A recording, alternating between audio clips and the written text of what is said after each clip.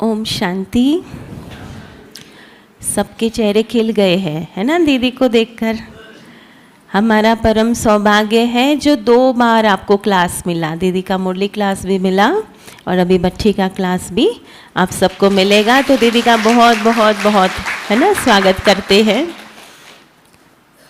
दीदी ने, जब हम दीदी को देखते हैं तो ऐसा लगता है दीदी ज्ञान की गंगा है, जिन्होंने हजारों भाई बहनों को राजयोग के माध्यम से प्रभु मिलन करवाया है। हजारों राजयोगी भाई बहनों को बट्ठी के क्लास करा करके कैसे पुरुषार्थ का मार्ग भी प्रशस्त किया है। हम तो हमेशा दीदी का बट्ठी का क्लास सुनते हैं तो अपग्रेड हो जाते हैं, है ना, जहाँ थे वहाँ से आगे बढ़ते हैं। दीदी हमारी मैनेजमेंट ट्रेनर भी हैं। बहुत सारी universities, organisations, education organisations, corporates ने हर जगह दीदी ने अपने ज्ञान को, है ना, सबके बीच पहुंचाया है, बाबा का संदेश दिया है। अनेक टीवी चैनल्स पर दीदी के प्रोग्राम भी आए हैं। हम दीदी के लिए कहना चाहेंगे कि दीदी जी, आप उषा की किरणों के समान आपकी मुस्कान है। हर आत्मा की प्रभु प्रेम की प्यास बुझाते हैं। ज्ञान की गहराई, योग की ऊंचाई, दृष्टि में रूहानियत, वाणी में सहजता, व्यवहार में दिव्यता, कर्मों में श्रेष्ठता, ऐसे अनेक गुणों की आप धनी हैं। और रामायण, महाभारत, गीता जो हमारे महाग्रंथ माने जाते हैं भारत के, तो उसका चिंतन करके, सिंप्लीफाई करके उसका स्पिरिचुअल सिग्निफिकेंस लोगों तक पहुंचाया है कि प्रैक्टिकली कैसे वो लाइफ में धारण कर सके। आज बहुत सुंदर दीदी जी टॉपिक लेकर आए हैं हमारे बीच में, शुभ भाव और श्रेष्ठ भावना, जो लगातार 2 दिवस से हम मुरली में सुन रहे हैं वरदान के माध्यम से। तो दीदी जी उस पर प्रकाश डालेंगे। शुभ भाव, श्रेष्ठ भावना। ओम शांति।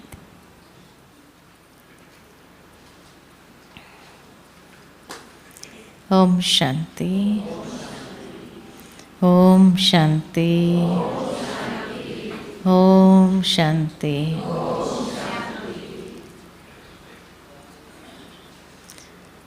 बाबा का सारा ज्ञान है भावना के आधार पर है। मुझे याद आता है बड़ी दादी जी जब थे, प्रकाशमणि दादी, तो एक बार यहाँ पर डिबेट रखी थी कि भावना बड़ी है या विवेक बड़ा है, कौन बड़ा है?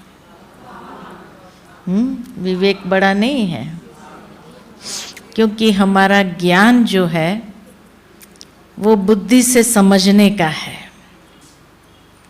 जब तक ज्ञान समझ में ही नहीं आए तो भावना भी जागृत कैसे होगी?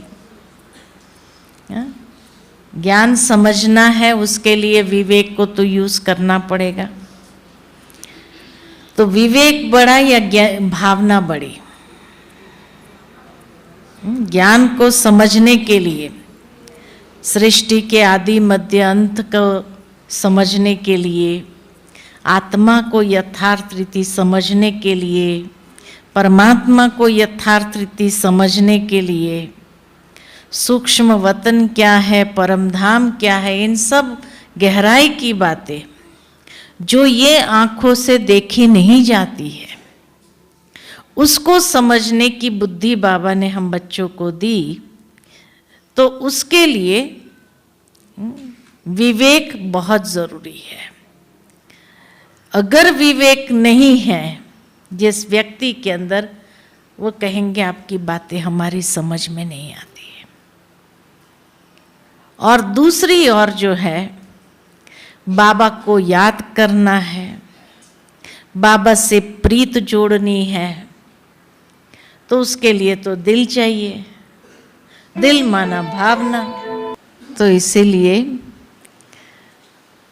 बाबा को याद करने के लिए चाहिए प्रभु प्रीत और प्रीत के लिए तो भावना चाहिए, दिल चाहिए।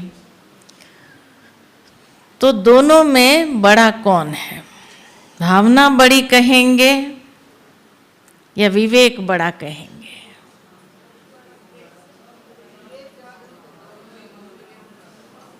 किसको बड़ा कहेंगे? बहुत सुंदर उस समय डिबेट हुई थी मधुबन वालों में ही। मधुबन वालों को 2 ग्रुप में बांटा था इसी हॉल में, और एक तरफ भावना थी, एक तरफ विवेक था। वो अपना पक्ष रखते थे, वो अपना पक्ष रखते थे, और दादी बीच में थी। लास्ट में आप क्या समझते हो, कौन पावरफुल निकला होगा? भावना या विवेक? जो कहते भावना जरा हाथ खड़ा करो। अच्छा, जो कहते विवेक बड़ा हाथ खड़ा करो। विवेक, अच्छा, ये तो यहाँ ही डिबेट करनी चाहिए। दोनों 50-50 है। हाँ बहन जी, क्या करें? हाँ,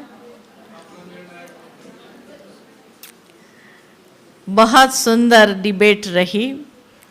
कभी आप लोगों को भी मौका मिले तो सेंटरों पर जरूर ये डिबेट रखना।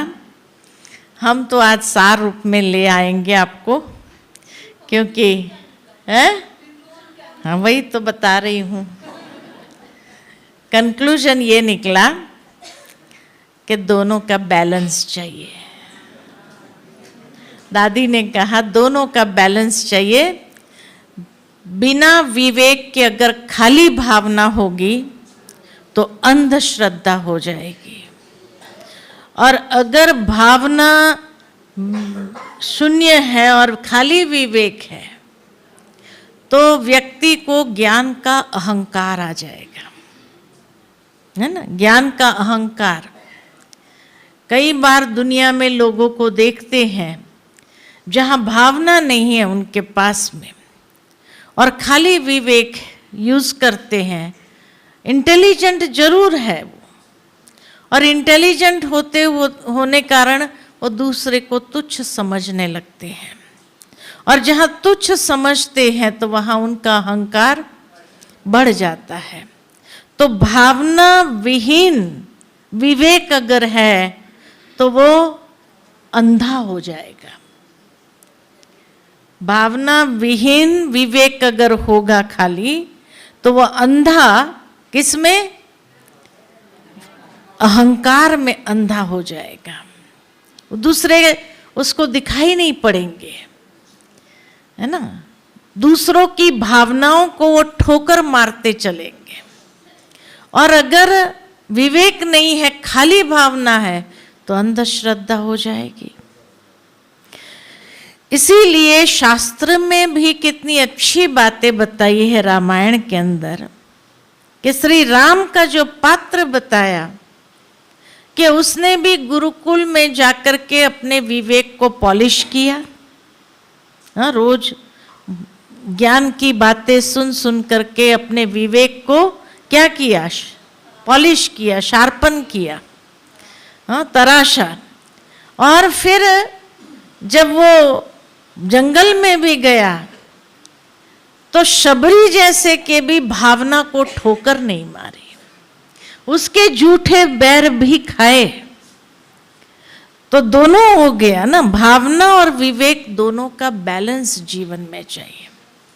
हमको भी बाबा यही कहते हैं कि बच्चे तुम्हें रोज मुरली जरूर सुननी है। क्यों? है ना? रोज मुरली सुनने से हमारा विवेक के ऊपर जंक नहीं लगेगा, बुद्धि एकदम बाबा तराशते हैं, दिव्य बुद्धि बनाते हैं। लेकिन दूसरी ओर बाबा के को याद करने बैठते हैं तो याद में मगन होने के लिए, लवलीन स्थिति के लिए भावना चाहिए। इतना भाव हमारा बाबा के प्रति हो, चाहे कोई भी संबंधों के आधार पर जब भाव हमारा होता है, ऐसी हमारी भावना होती है तब बाबा वो भावना को देख करके उस भावना को स्वीकार करता है। बाबा कई बार कहते हैं कि बच्चे मैं गरीब निवाज क्यों हूं? क्योंकि बच्चों की भावना को मैं स्वीकार करता। दुनिया में भी इसीलिए कहावत है कि भगवान अगर भूखा है तो किसका भूखा है? भाव का भूखा है। और भाव से आप कुछ भी अर्पित करेंगे ना, वो सहर्ष उसको स्वीकार कर लेता है। बड़े बड़े साइंटिस्टों को बाबा ने ये ज्ञान नहीं दिया। बड़े बड़े इंटेलिजेंट लोगों को टाइम ही नहीं है, अहंकार में वो अपने हैं, उसमें भाव है ही नहीं। बाबा ने क्यों गांव की माताओं को चुना? क्यों चुना आप लोगों को? भावना है ना। और भगवान उसी को तो अनुभव करता है संगम युग में, और अपने आप को भी वो धन्य महसूस करता है बच्चों की भावना को देख करके। लेकिन जब कई बार बच्चे भी ज्ञान में चलते चलते चलते क्या होता है? भावना कम नहीं होनी चाहिए। बाबा को टेकन फॉर ग्रांटेड नहीं करना चाहिए। क्या करते हैं? क्या करते हैं? भावना नहीं होती है तो क्या होता है? मुरली सुनने बैठे हैं, वो बासी देंगे, नींद आएंगी, झुटके खाएंगे। ये क्या है? क्यों ऐसा होता है? क्या कहते हैं बच्चे? बाबा रोज वही बात तो सुनाते हैं, रोज वही तो होता है, इसको भावना कहेंगे? नहीं कहेंगे, इसको भावना नहीं कहेंगे। और जब ये भावना हमारी थोड़ी शुष्क होने लगती है, तब ये आता है कि बाबा रोज वही तो सुनाते हैं। अरे बाबा रोज वही नहीं सुनाते हैं। हर बार बाबा का कहने का भाव अलग होता है। कभी किस भाव को लेकर के बाबा ने मुरली चलाई होती है, कभी किस बात को लेकर के बाबा ने मुरली चलाई होती है। बुद्धिवानों की बुद्धि है। बाबा को तो सारे बच्चे नजर आते हैं, आदि से लेकर अंत तक ऐसे ऐसे बच्चे भी आएंगे, मुरली सुनेंगे। तो उनको भी ये बात मिस नहीं होनी चाहिए। तो हर रोज बाबा का जो एंगल होता है कहने का, वो अलग होता है ना। हर बार एक ही एंगल से बाबा नहीं कहता है। भले शब्द एक ही होते हैं, लेकिन बाबा कहते हैं बच्चे हर रोज मैं जो मुरली में बात सुनाता हूं, अगर ध्यान दे करके सुनेंगे तो उस दिन के बाबा का जो भाव होता है वो अलग ही भाव नजर आएगा। जिसने बाबा के भाव को कैच किया, वो अपनी भावना को और फलीभूत कर सकता है। जिसने बाबा के भाव को कैच नहीं किया, वह अपने अंदर भी वो श्रेष्ठ भावना को विकसित नहीं कर पाते हैं। तो मुरली के अंदर बाबा का भाव क्या है? आज किसको बाबा इमर्ज करके कह रहे हैं, है ना? प्रैक्टिकल देखा जाता, समय अनुसार ही मुरलियां भी आती है। हाँ, कल जब जुए की बात आई तो आजकल क्योंकि जुए का बड़ा ये लोग फिसलते जा रहे हैं, उसी में मोबाइल में जुआ खेलते रहते हैं, और कितना उसके बारे में एडवर्टाइजमेंट आती है। हर कॉल के पीछे एक एडवर्टाइजमेंट आती है। लेकिन कल ही मेरे को समाचार मिला कि भारत सरकार ने वो सारे खेल भारत से बंद कर दिए। जुए के जितने भी खेल मोबाइल पर आते हैं, कल समाचार मिला कि सब बंद कर दिया। अच्छी बात है ना, ये तो बहुत अच्छी बात है। नहीं तो कितने लोगों का जीवन बिगड़ता जा रहा था। आज की दुनिया में हर कोई शॉर्टकट ढूंढता है, हाँ, मेहनत करनी नहीं है, सहजता से पैसा कमा लेना है। तो इस कारण से कितने बुरे उसमें फंसते जाते हैं, पता ही नहीं चलता है। तो अच्छा हुआ भारत सरकार ने कल ही फाइनल कर दिया कि ये बंद है। देखो बाबा की टचिंग हुई ना, हाँ, जो भारत सरकार में निमित्त होंगे उनको भी टचिंग तो आई कि भाई ये नहीं होना चाहिए भारत में कोई कसीनो आदि नहीं होना चाहिए, बंद करो, है ना। यहाँ बच्चे बिगड़ रहे हैं, यहाँ के युवा बिगड़ रहे हैं। युवा शक्ति तो हमारा सबसे बड़ा धन है, वो बिगड़ना नहीं चाहिए। तो इसलिए ये चीज़ बंद हो गई भारत में, और बड़ी राहत मिली सुन करके कि भाई भारत सरकार ने इस बात को ख़त्म किया। कि कई गेम ऐसे थे, भले ऐसे ही आप ये करो, बाकी पैसे नहीं लगाना है, ये भारत सरकार ने बंद किया। तो समय अनुसार मुरली आई, है ना। नहीं तो जुए की मुरली मेरे को तो याद नहीं आ रही है, हाँ, कि बाबा ने कभी सुनाई भी है। हाँ, 5 साल में, हर 5 साल में मुरली रिपीट होती है, लेकिन 5 साल पहले मुरली सुनी थी, हाँ, याद ही नहीं आ रही थी मेरे को, है ना। अब तक अगर देखा जाए 69 से लेकर के मुरली जब रिवाइज कर रहे हैं तो अब तक 11 बार रिपीट हो गई। हाँ, जो पुराने हैं उनके लिए तो 8, 9, 10, 11 बार तो रिपीट हो गई, लेकिन याद ही नहीं आ रही है फिर भी। तो हर बार नहीं है कि नहीं है, यही तो भगवान के करामात है, यही तो भगवान की करामात है। उस भाव को जब समझते हैं तो भगवान के प्रति हमारी भावना कितनी उमड़ने लगती है, कितना प्यार हमारा जागृत होता है कि नहीं। कि बाबा सचमुच समय अनुसार तुम कैसी मुरली ले आता है, समय अनुसार ऐसी मुरली आ जाती है। हाँ हाँ, आज राजाओं की बात आई, मैं वही सोच रही थी। देखो आज राजाओं की बात आई और राजाओं को बुलाया गया है। तो देखो ड्रामा अनुसार हर मुरली कितनी एक्यूरेट समय पर आती है ना, कितनी एक्यूरेट आती है। तो कौन कहता है कि भाई वही की वही बात चलती है, हर रोज की मुरली देखो अलग है। बस भगवान के भाव को कैच करना आना चाहिए, तो आपको कभी कोई मुरली एक जैसी नहीं लगेगी, और मुरली सुनने के बाद भी आपको नींद नहीं आएगी, उबासी नहीं लेंगे मुरली में।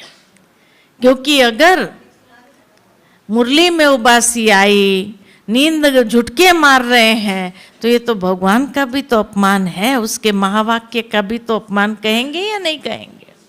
बिल्कुल कहेंगे।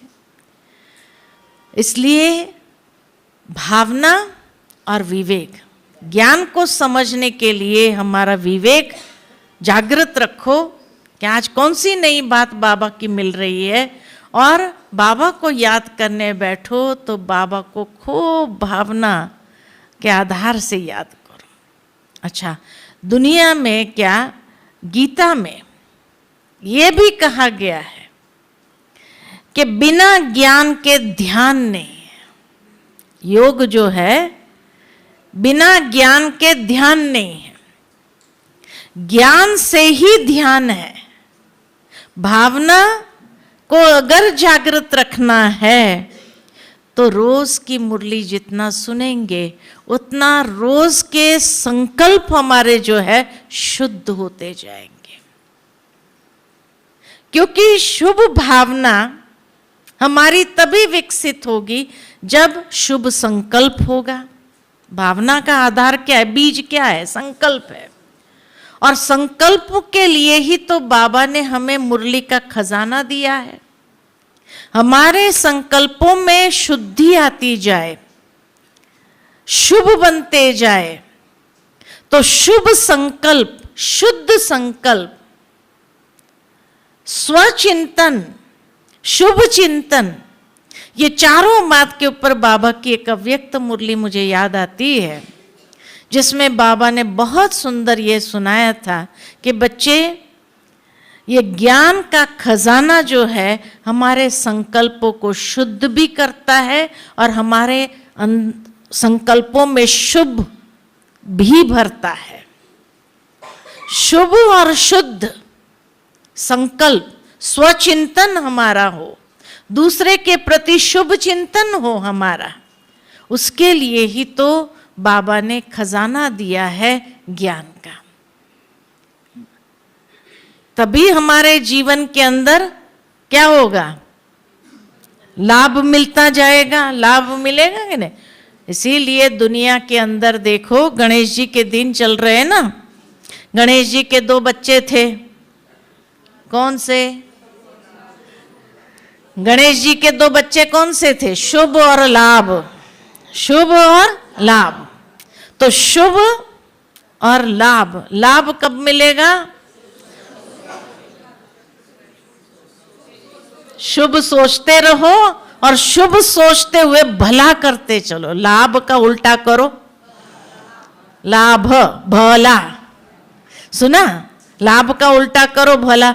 जितना हम दूसरे का भला करते चलेंगे उतना लाभ हमको मिलता जाएगा।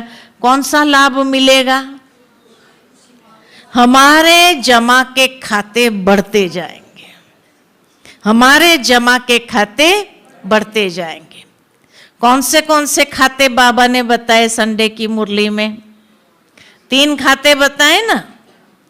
स्वपुरुषार्थ से प्रारब्ध का खाता, फिर सेवा द्वारा पुण्य का खाता, और अनेक आत्माओं को संतुष्ट करते हुए दुआओं का खाता। ये तीनों खाते हमारे जमा तब होंगे जब हम सबका भला करते चलेंगे। और भला करने के लिए बाबा कहते मनसा सेवा करते चलो, शुभ सोचो हर एक के लिए। लेकिन जब हमारे साथ कोई बुरा करता है तो कैसे उसके प्रति शुभ सोचे? कैसे सोचेंगे आप? कोई आप किसी के भला करने का सोच रहे हैं और वो आपके लिए उल्टा ही करता जाए तो उसके प्रति शुभ कैसे सोचेंगे? पहले हमने किया होगा इसलिए हमारे साथ हो रहा है, और ना चुकतू हो रहा है। ये समझो कि ड्रामा किसने बनाया है? ड्रामा किसने बनाया है? हाँ? ड्रामा का क्रिएटर, डायरेक्टर, प्रिंसिपल एक्टर कौन है? शिव बाबा है। क्रिएटर डायरेक्टर तो वही है ना। अब शिव बाबा जो है परफेक्शनिस्ट है, संपूर्ण है ना, तो उसकी कोई भी रचना में अपूर्णता होगी। तो ड्रामा जो बना है संपूर्ण है। इस ड्रामा के अंदर कोई त्रुटि हो सकती है? हो ही नहीं सकती है, क्योंकि बनाने वाला परफेक्शनिस्ट है। जैसे दुनिया में कोई परफेक्शनिस्ट होता है ना, उसको हर काम परफेक्ट चाहिए, और अगर किसने परफेक्ट नहीं किया तो उसको बड़ा गुस्सा आता है ना। उसको हर चीज ऐसे है तो ऐसे ही रहनी चाहिए, ऐसे है तो ऐसे ही रखनी चाहिए। वो उसमें कभी कॉम्प्रोमाइज नहीं करते। क्यों? क्योंकि कहते परफेक्शनिस्ट है। इसलिए ऐसे परफेक्शनिस्टों को हार्ट अटैक बहुत जल्दी आता है दुनिया में, क्योंकि दुनिया तो उसके हिसाब से नहीं चलती है ना, और उसको हर काम परफेक्ट चाहिए। और अगर कोई परफेक्ट नहीं करता है तो उसको इतना गुस्सा आता है, स्ट्रेस आता है, तो इसीलिए उसको हार्ट अटैक की संभावना बढ़ जाती है। लेकिन बाबा परफेक्शनिस्ट है।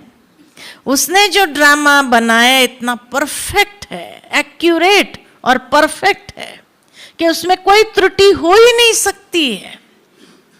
तो अगर कोई उल्टा कर रहा है हमारे साथ तो क्या समझना चाहिए? ड्रामा परफेक्ट है, ड्रामा परफेक्ट है, ये कर्म उसका भी परफेक्ट है, उसके संस्कार और स्वभाव के हिसाब से, उसके जमा के खाते के हिसाब से। जरूरी नहीं कि हर बार हमारा हिसाब ही हो, कभी कभी हमारे टेस्ट पेपर है, हमारे लिए टेस्ट पेपर भी है। इसलिए बाबा कहे कोई कुछ भी करता हो आपके साथ, तो भी आप अपना पार्ट इस ड्रामा के अंदर ऐसा बनाओ कि मुझे उसके प्रति शुभ ही सोचना है, शुभ ही सोचना है, क्योंकि परफेक्ट है।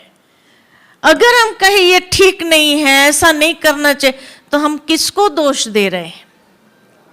बाबा को दोष कि तुमने ठीक नहीं बनाया ये ड्रामा। तो माना मैं बाबा से ज्यादा समझदार हूं, क्या कहेंगे?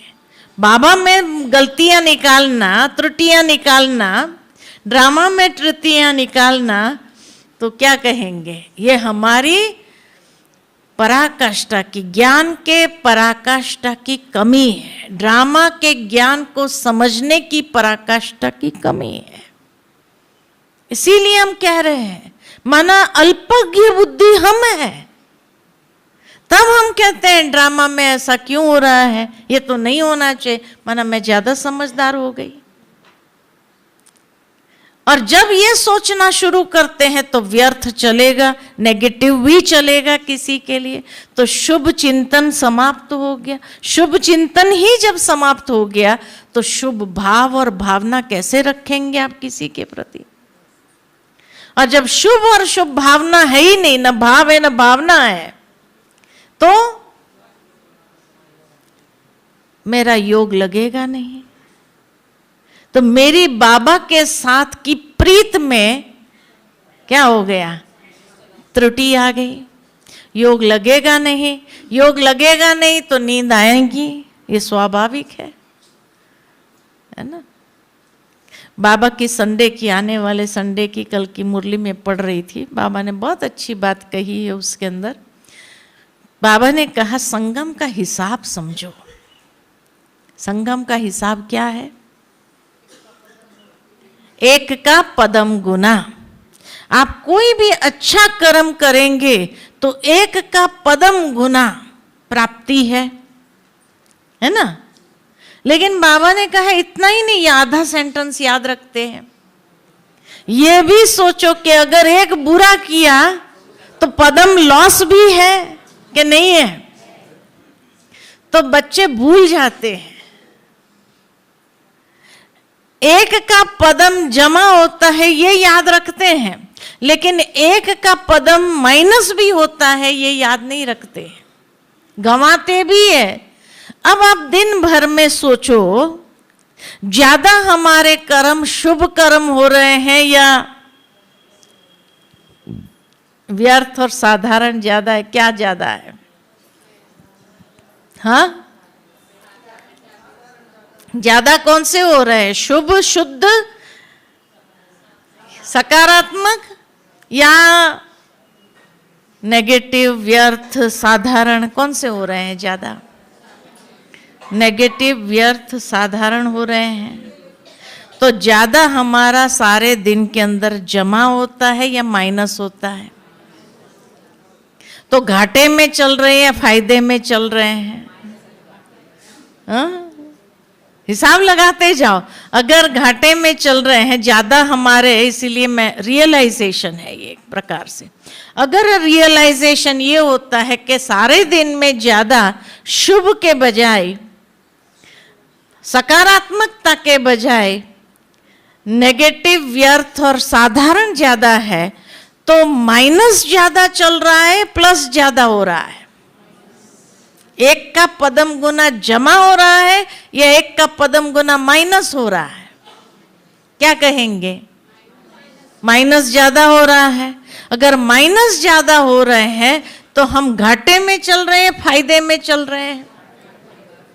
बच्चे ये हिसाब ही भूल जाते हैं। बाबा कहते हैं मेरे बच्चे बहुत भोले हैं। हाँ? आधा सेंटेंस तो याद रखते हैं, बाकी आधा भूल जाते हैं। हिम्मत है बच्चे, मदद है बाप। मदद मांगते रहते, बाबा के बच्चे हम तो बाबा मदद करना चाहिए, बाबा मदद करना चाहिए, लेकिन आधा आगे का भूल जाते कि हिम्मत वालों को ही बाबा की मदद मिलती है। हिम्मत का कदम नहीं उठाएंगे तो बाबा मदद कैसे करेगा। तो बाबा के बच्चे बहुत भोले हैं, आधा आधा याद रखते हैं। तो इसीलिए कहा कि हमेशा ये याद रखो कि अगर संगम का ये हिसाब है और मैं अगर माइनस में चल रही हूं तो हमारा बाबा का बनने के बाद भी फायदा क्या हुआ? फायदा क्या हुआ? हमने कमाई कितनी किया है? गंवाई ज्यादा है, कमाई ज्यादा है? ये हिसाब देखो अपना।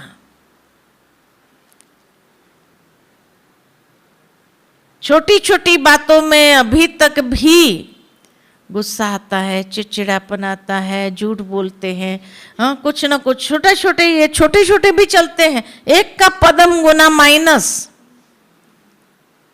पदम कितना होता है कल बताया ना, हाँ 17 जीरो होते हैं। तो इतना माइनस हो जाए तो कितना घाटा पड़ जाएगा भाई, हाँ है क्या कहेंगे? घाटा ही घाटा है। फिर तो कर्जा बढ़ता जा रहा है, और कर्जा बढ़ता जा रहा है तो क्या होगा? तो अंत में कितना पश्चाताप का आंसू निकलेगा कि बाबा के बनने के बाद भी हमने तो ये हिसाब को ठीक से समझा ही नहीं, इतने भोले बने रहे हम। हाँ? तो क्या करेंगे आज से? अब हिसाब को ठीक समझना है, और जब भी बैठे भी है, खाली भी बैठ, शुभ भावना शुभ कामना का दान देते चलो। जितना आप देते जाएंगे ना, वो लौट के आपके पास ही आना है। एक तो जमा हमारा भरपूर होने लगेगा, और लौट के भी वापस हमारे पास ही आना है। इसीलिए आवश्यकता है कि बाबा के प्रति तो हमारा भावना श्रेष्ठ ही है, लेकिन सारे ब्राह्मण परिवार के प्रति तो क्या, सारी दुनिया की आत्माओं के प्रति भी हमारी श्रेष्ठ भावना, शुभ भावना सदा बनी रहे। जितना हम शुभ और श्रेष्ठ सोचते जाएंगे हर एक आत्मा के लिए, उतना हमारा जमा का खाता भरपूर होता जाएगा। यही मनसा सेवा है, यही सकाश देने का तरीका है, यही सकाश देने का तरीका है। जो बाबा कहते दुनिया की आत्माओं को भी आप वाइब्रेशन दो, यही समय की पुकार भी है। समय की पुकार भी यही है कि अभी जितना तीव्र गति से समय आगे बढ़ता जा रहा है, बाबा के कल की मुरली में ये भी बाबा ने इशारा दिया, समय के महत्व को समझो और अभी तीव्र पुरुषार्थी बनो, तीव्र कमाई जमा करने वाले बनो। तीव्र तो भाव और भावना ये बहुत फास्ट हमारे खाते को बढ़ाती है, बहुत फास्ट बढ़ाती है। कोई कितना भी आपके साथ बुरा करे, अशुभ करे, लेकिन फिर भी हम उनको अंदर से क्या करें? क्षमा करते हुए, क्योंकि शुभ भावना देने के लिए क्षमा भावना बहुत आवश्यक है। क्षमा भावना होगी तो आप शुभ सोच सकेंगे। इसलिए ये दिन कौन से चल रहे हैं जैनियों के? मिच्छामी दुक्कड़म का चल रहा है ना? मिच्छामी दुक्कड़म माना वो साल के ये 10 दिन जो है ना, हर एक से माफी मांगते कि भाई सारे साल में मेरे से अगर कुछ ऊपर नीचे आपको मन दुख करने जैसे कोई शब्द भी निकले हो या कुछ भी ऐसे मेरे कर्म हो, तो उसके लिए क्षमापना जिसको कहा जाता है, या क्षमा मांग लेते हैं या क्षमा दे देते हैं, उसको कहते हैं मिच्छामी दुक्कड़म। हाँ, मिच्छामी दुक्कड़म ये जैनियों का पर्युषण कहते हैं। तो ये पर्युषण के पावन दिन माने जाते, जहाँ हर कोई क्षमा याचना करता है या क्षमा भाव दे देता है, क्षमा कर देता है कि भाई आपसे मेरे प्रति जो भी कोई ऐसा गलत हुआ आज से समाप्त। तो देखो त्योहार भी एकदम साथ साथ आते हैं, शुभ लाभ भी हो और क्षमा भावना भी हो। तो इसीलिए कहा शुभ भावना, श्रेष्ठ भावना हमारी तभी रहेंगी जब हमारे में क्षमा करने की शक्ति, किसी को क्षमा करने की शक्ति होगी। भाई आज से माफ किया जाओ, कुछ भी हुआ माफ कर दो। तो बाबा के घर में आए हो, क्षमा करके जाना सबको कि भाई मेरे साथ में जिसी का भी आत्माओं का ये होगा तो क्षमा। मैंने इसके ऊपर बहुत सुंदर एक प्रयोग किया था। प्रयोग ये था कि कुछ समय माना अज्ञानता में जैसे हुआ, तब से लेकर के किसी के साथ संस्कारों की टक्कर हुई तो हो गई। उसके बाद जो है हम कभी उसके साथ बात नहीं करते थे। ज्ञान में आने के बाद भी क्षमा नहीं कर पाए थे, बात नहीं कर पा रहे थे उससे। फिर एक दिन जो है पता नहीं मन में आया कि इस बोझ को भी मैं लेकर कब तक चलते रहेंगे, इस बोझ को भी क्यों लेकर चलना है। तो अमृत वेले मैंने उस आत्मा को इमर्ज किया और इमर्ज करने के बाद जो है बाबा के सामने मैंने बाबा को वो सारी घटना सुनाई और बाबा के सामने उस आत्मा को मैंने कहा, मैंने आपको क्षमा किया, आपने जो मेरे साथ किया उसके लिए, जो बुरा व्यवहार किया उसके लिए मैं आपको क्षमा करती हूँ और आज मैं आपसे भी क्षमा मांगती हूँ कि उस समय ज्ञान की इतनी गहराई नहीं थी, बचपना था, तो मैंने भी जो किया आपसे उसके लिए मैं क्षमा चाहती हूँ। आप मानेंगे नहीं, इतना साल तक मैं उस बोझ को लेकर चल रही थी, मुझे अंदर से पता नहीं था। लेकिन जैसे ही उस दिन मैंने क्षमा मांगी, अचानक ऐसा हुआ कि वो भाई दिन में सामने एकदम आमने सामने हो गया, एकदम मिला। मैंने क्षमा किया तो हल्की हो गई थी, मैं अंदर से उस बोझ से मुक्त हो गई थी। तो मैंने उसके तरफ देख करके स्माइल किया, उसने भी स्माइल किया और कहा बहन जी कॉफी पिएंगे। ये रिजल्ट, जिसके साथ में 20 साल मैंने बात नहीं किया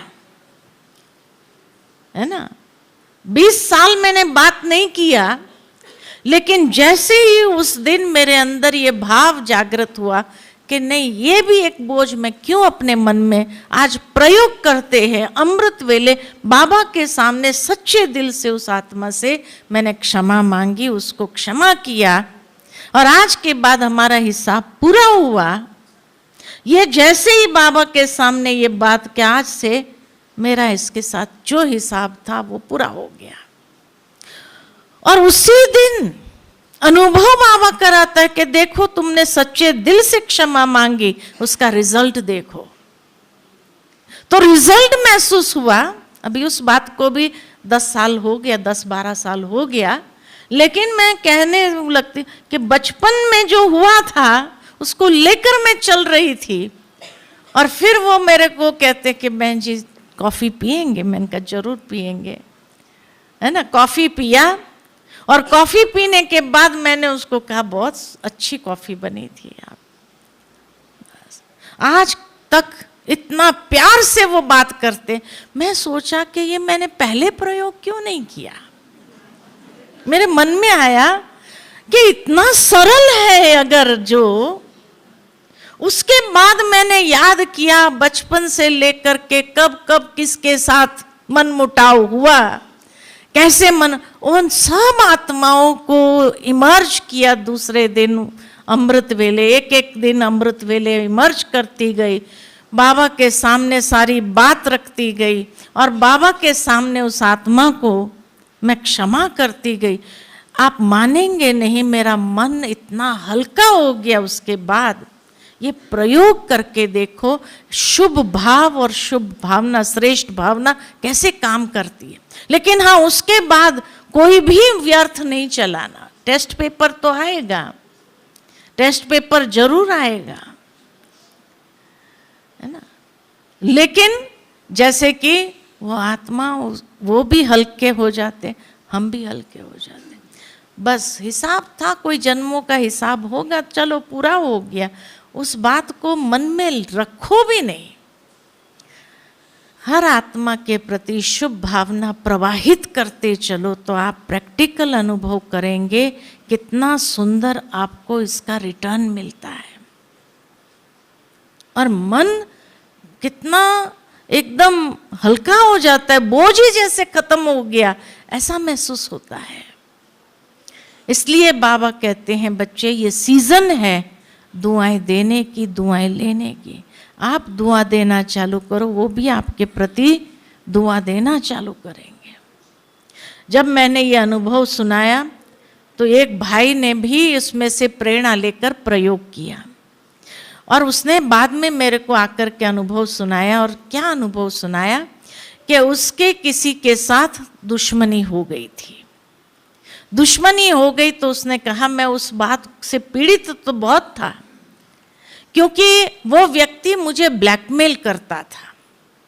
उस व्यक्ति को ब्लैकमेल करता था और बहुत पैसा मांगता था और कहा, अगर पैसा नहीं देंगे तो तेरी ये वीडियो मैं वायरल करूंगा, ये करूंगा। आजकल तो ये धमकी देना बहुत आसान है किसी को भी। तो कहा, मैं बहुत परेशान था। लेकिन उस दिन आपका ये अनुभव सुनने के बाद मेरे मन में भी आया, चलो मैं भी सच्चे दिल से उस आत्मा के प्रति क्षमा उसको करता हूँ, क्षमा मांगता हूँ। कहा, मेरे को रोज धमकी के फोन करता था कि तुम मुझे इतना पैसा दो, नहीं तो मेरे पास तेरा जो वीडियो है मैं वायरल करूंगा, मैं तेरे को बदनाम करूंगा, मैं तेरे को ये कर दूंगा, तेरे को बर्बाद कर दूंगा, खत्म कर दूंगा। कहा, मैंने उस दिन अमृत वेले बाबा के सामने बैठ करके बाबा को सारी बात सुनाई। बाबा से भी मैंने क्षमा मांगा अपने कर्मों के लिए और मैंने उस आत्मा को भी मर्ज किया और उस आत्मा से भी मैंने क्षमा मांगी। मैंने कहा, तुमको, तुम्हारे से भी जो हो, मैं उसके लिए तुमको भी क्षमा करता हूं सच्चे दिल से। और आज के बाद मेरे दिल में तेरे प्रति कोई ऐसी बुरी भावना नहीं है। और मैंने इतनी शुभ भावना उसको दिया, इतनी दुआएं उसको दिया। कहा, दूसरे दिन उस भाई का फोन आता है मेरे को और कहता है, मुझे माफ करना, मैंने तेरे सारे वीडियो समाप्त कर दिए, डिलीट कर दिए। ये प्रैक्टिकल जो बाबा कहते हैं हम बच्चों को कि बच्चे आप शुभ भावना दे करके तो देखो क्या होता है। आपके प्रति जैसे उसकी भावना ही बदल जाती है। सच्चे दिल से उसको माफ करो, उसे क्षमा मांगो और उसका रिजल्ट देखो। बाबा को भी आप सच्चे दिल से सारी बात, जो बाबा कई बार नहीं कहते हैं कि बच्चे आप अपनी जीवन कहानी लिख करके दे दो मुझे। जैसे ही लिख करके आप दे देंगे, आधा तो माफ हो ही जाता है, आधा समाप्त बाबा क्षमा कर देता है। बाकी उस आत्मा से अब माफी मांग लो कि भाई मैंने तेरे को जिस तरीके से भी कष्ट दिया है, जो भी मेरे से ऐसा हुआ है, वो सारी बातों को याद करते हुए एक एक बात के लिए उससे क्षमा मांग लो उसे। फिर देखो वो व्यक्ति कैसे झुक जाता है। जो हम ये दो अनुभव, एक मेरा पर्सनल अनुभव, एक जिसने मेरा अनुभव सुन करके प्रैक्टिकल प्रयोग किया और वो प्रयोग करके उसने देखा कि इससे तो बड़ी अच्छी रिजल्ट मिली। कहा, मैं इतना हल्का हो गया और आज हम दोनों का संबंध बहुत अच्छा है। एक भाई की तरह जैसे बातें हो रही है हमारी हर रीति से। हाँ, कोई पहले का हिसाब नहीं है, लेकिन बहुत अच्छे जब भी मिलते हैं प्यार से ओम शांति करते हैं, प्यार से हम उनको मिलते हैं और बाबा की याद दिलाते हैं, और जैसे हिसाब ही हमारा खत्म। ये ताकत है श्रेष्ठ भावना में, शुभ भावना में। और जब इसका आप प्रैक्टिकल प्रयोग करके देखो तो जो भी आपके हिसाब किताब, ये मत सोचो, बाबा कई बार हम बच्चों को मुरली में कहते ये है ही ऐसा, ये तो सुधरने वाला है, ये उसके लिए बद्दुआ बन जाती और वो बद्दुआ भी वापस आती है हमारे पास ही। हम ऐसा सोचेंगे ये है ही ऐसा, कभी सुधरने वाला ही नहीं है, तो वो भी सुधरेगा ही नहीं और उसके साथ हमारा हिसाब कड़ा हो जाएगा। उसके बदले आप उसको क्षमा कर दो, माफ कर दो, फिर आप उसको शुभ भावना दो, तो देखो कैसे वो पूरा बदल जाता है। कई बार कई लोग कहते हैं हम इतनी शुभ भावना किसी को देते हैं लेकिन वो सुधरता ही नहीं है, उसका व्यवहार हमारे साथ वही का वही रहता है। तो हमारी शुभ भावना काम करती है नहीं करती है? वो काम तब करेगी जब वो गांठ जो पड़ी है ना, उस गांठ को क्या करना पड़ेगा? उसको पिघालना पड़ेगा, और वो पिघलेगी क्षमा करने से या माफी मांग लेने से उस आत्मा। तो वो हिसाब क्लियर करो पहले। हाँ, सूक्ष्म जो हिसाब है उसको क्लियर करना बहुत जरूरी, फिर आपकी शुभ भावना काम करेगी। तब तक शुभ भावना भी काम नहीं करती, व्यर्थ जाती है कि नहीं? तो इसीलिए हमेशा ये याद रखो कि हमें बाबा ने जो चुना है, ज्ञान की बातें जो हम सुनते हैं उसका प्रैक्टिकल प्रयोग भी तो करना है। योग का दूसरा नाम ही तो प्रयोग है। प्रयोग करना है, खाली सुनना थोड़ी है। उसको प्रयोग करके देखो, लेकिन यथार्थ प्रयोग करो। ये नहीं मैं तो इतनी शुभ भावना देती, इतनी सकाश देती हूं, लेकिन मेरी सकाश काम ही नहीं करती है, वो व्यक्ति सुधरता ही नहीं। अभी स्वीकार कर लिया वो सुधरने वाला है ही नहीं, वो हमेशा मुझे तंग करेगा ही। पता नहीं कोई जन्मों का हिसाब है, कोई जन्म में मैंने उनको तंग किया होगा, स्वीकार कर लिया ना। स्वीकारे क्यों हम? क्यों हिसाब पूरा नहीं हो सकता है क्या?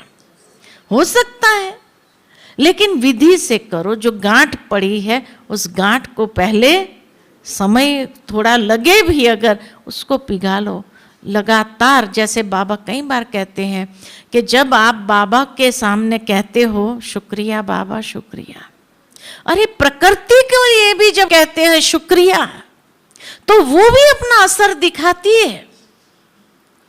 वो पानी के ऊपर नहीं प्रयोग किया जापान वालों ने कि पानी को ग्लास में लेकर कहा शुक्रिया, आपका बहुत शुक्रिया, तो उसके अंदर भी क्रिस्टल फॉर्मेशन होने लगा। और जब उस पानी को भी गुस्से में आकर के क्रोध करते हुए पिया तो वो पानी कितना गंदा हो जाता है। ये प्रयोग किया हुआ ना, इसलिए बाबा हम बच्चों को कहते बच्चे पानी चार्ज करके पिया करो।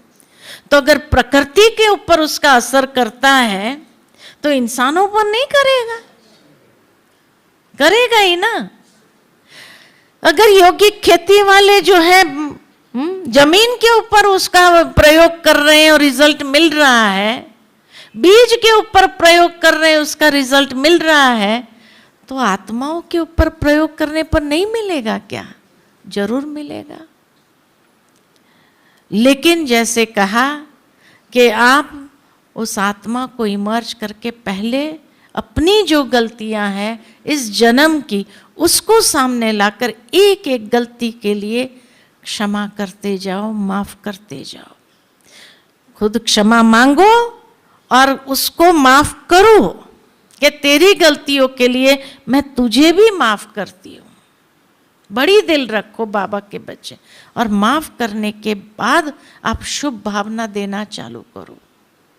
फिर देखो आपकी शुभ भावना कितना जल्दी रंग ले आती है, और वो व्यक्ति भी नरम हो जाएगा, एकदम झुक जाएगा। ये प्रैक्टिकल प्रयोग करके देखो, शुभ भाव और शुभ भावना के अंदर कितनी ताकत है, बहुत शक्ति है ना। तो संकल्पों का खजाना तो मिला है हमें शुभ सोचने के लिए बाबा के द्वारा। उस शुभ संकल्पों से ही भावना हमारी क्रिएट होती है और भावनाओं के आधार पर ही मेरी दृष्टि और वृत्ति उस आत्मा के प्रति वैसी होने लगेगी और आप देखेंगे सब बदलने लगता है। बहुत आप हल्के हो महसूस करेंगे अपने आप में और अच्छा लगेगा, आपका योग बहुत आसानी से लगेगा। नहीं तो जब मन के अंदर ये भावना ये कभी सुधरने वाला नहीं है, ये तो है ही ऐसा, कितना दुख देता है मेरे को, हर बार मेरे को परेशान करता है, ऐसे ऐसे संकल्प रिलीज करेंगे, ऐसी ऐसी भावना रिलीज करेंगे, उसके बाद उसको शुभ भावना दो, तुम सुधर जाओ, तुम सुधर जाओ, सुधरेगा वो? हाँ, पहले तो जहर डाला और फिर कहते सुधर जाओ तुम, कैसे काम करेगा? पहले उस जहर को निकालना तो पड़ेगा कि नहीं, फिर शुभ भावना, फिर अमृत डालो ना, तब वो फलीभूत होगा। ठीक है, ठीक है सभी? अच्छा, ओम शांति।